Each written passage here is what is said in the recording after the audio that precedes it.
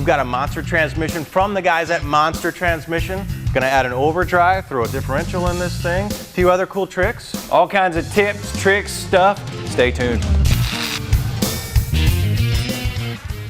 So basically I think we're ready to start jacking this thing up, hooking up some of our peripherals, and bolt it in. Why don't you go ahead and pump over there. Now I'm going to show you on the cross member. Now we've moved it back out of the way, that way we can push this in, and it's longer than the old one, so you need to really kind of get it out of your way. These are the holes we were talking about for the cross member. That gives you a lot of locations. Factories do that so they can do different transmissions. Makes it easy for us because we can just go ahead and install another transmission in as well. Now right here, this is your Speedo cable. It looks the same as they have for many years. That plugs in the same as before.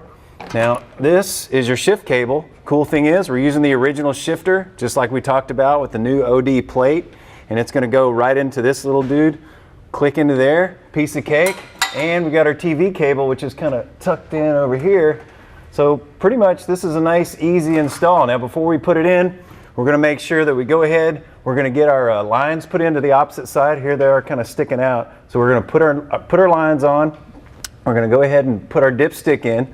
And we're also gonna put our, let's see, we have one more. What's the other one? TV cable. Gotta put the TV cable in. So we put those three in. That way they're already onto the transmission. So when we jack it up, it's gonna be a lot easier to locate ahead of time. Yeah, we can run the final bolts down. Nice thing about the Monster kit, like Brian says, it comes with everything, but even on top of that, they can tailor it. They build it basically to your specifications.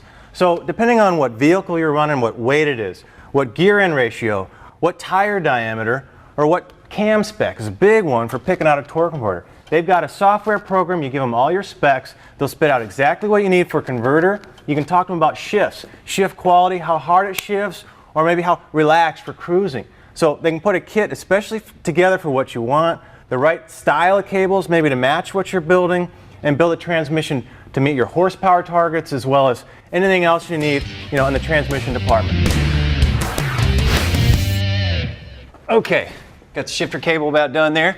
Everything's in, got our lines in, TV cable on the opposite side, cross members tightened, so I think we're about ready for drive shaft. Yeah, so we've got our old drive shaft measured. It's about 3 inches shorter now going in with this longer transmission.